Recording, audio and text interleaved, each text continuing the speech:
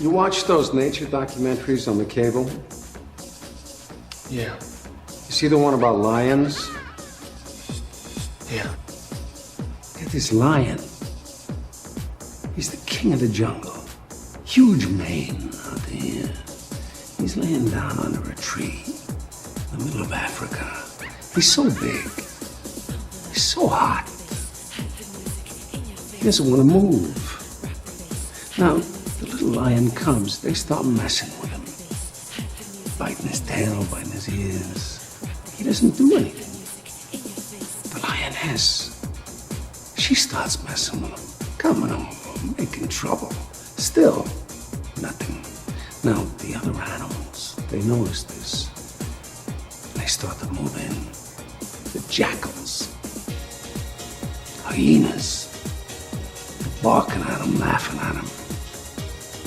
They nip his toes and eat the food that's in his domain. They do this, and they get closer and closer and bolder, till one day, that lion gets up and tears the shit out of everybody, runs like the wind, eats everything in his path. Because every once in a while, the lion has to show the jackals who he is.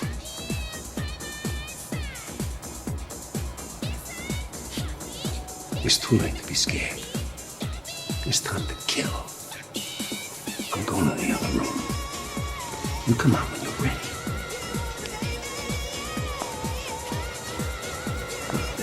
Don't beat him.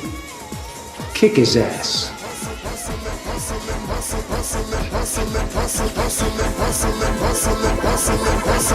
Every day I'm hustling, every day I'm hustling, every day I'm hustling, every day I'm hustling, every day I'm hustling, every day I'm hustling, every day I'm hustling, every day I'm hustling, every day I'm hustling, every day. Right. Well, it's March 24th, 2018, and there's some craziness going out there in the world. Mostly there's these kids marching in Washington and New York City, well, really all over the world, and they're expressing their, I guess, desire to make a statement about what's been going on in the world in terms of, I don't know, I guess the school shootings, I think, is the big concern, for them. There has been quite a few school shootings, and I definitely get their concern.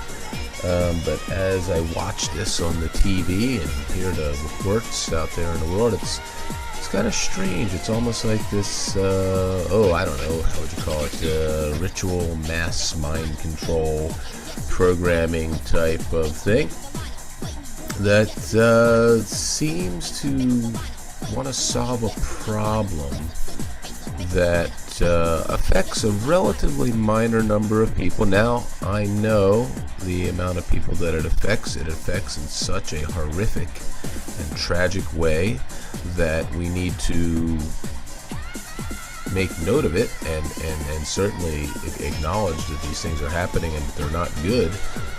But I don't know that the percentage of people, if you wanted to break this down into percentages, is so great that the people affected, we would want to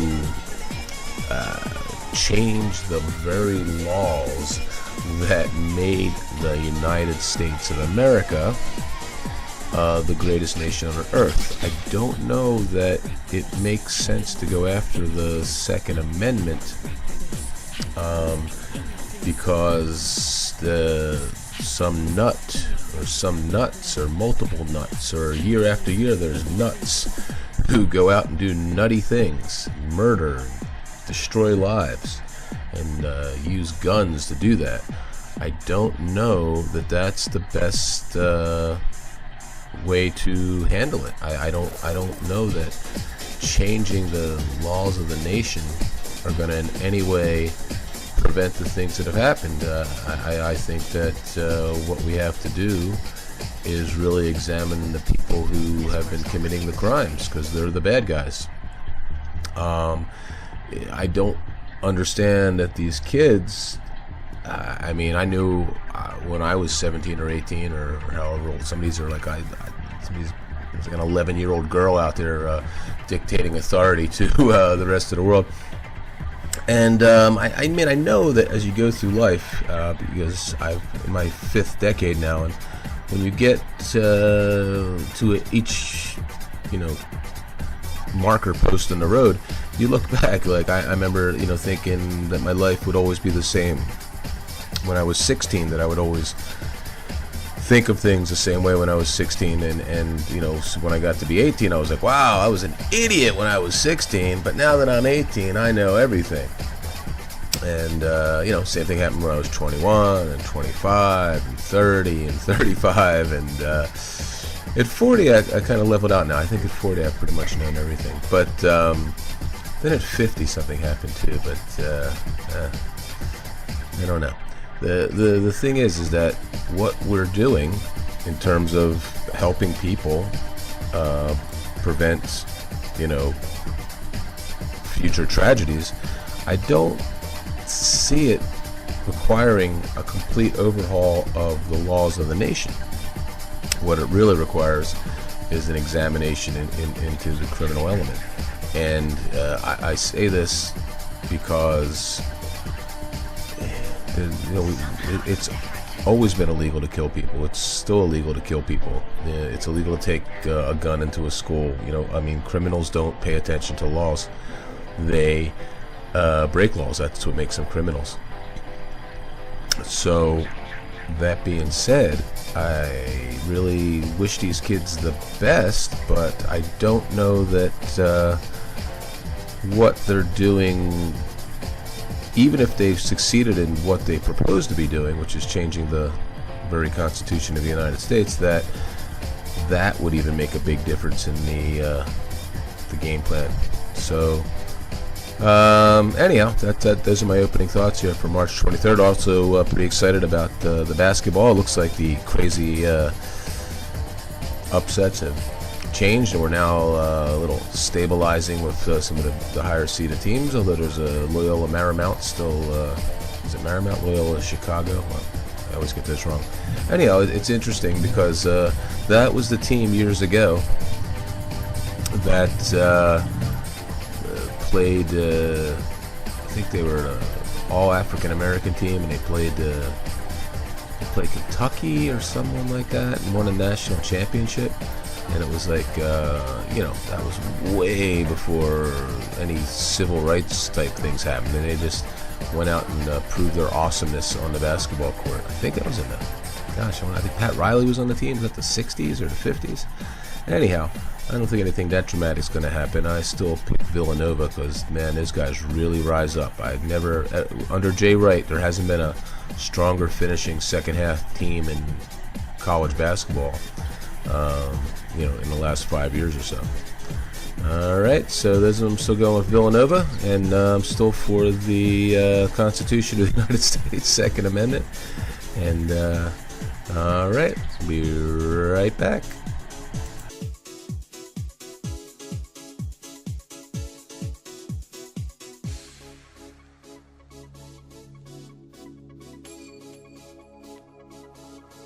This is Niles Lesh reminding you that we are sponsored by Woodruff Reserve, awesome bourbon, and a box of very salty peanuts, and I believe we had some very thick horsehead bacon in here today. So I just want to thank those guys for the what they're doing for us in terms of the support in the bacon world. What's going on besides this March for Our Lives rally? Well, I guess people are mad at Donald Trump. People are always mad at Donald Trump, but God, is there anybody in life that's ever played the everybody's mad at me card better than Donald Trump? I mean, everybody's mad at Donald Trump. Now, it's always been the rhinos and the establishment, and of course the whatever the left's calling themselves these days.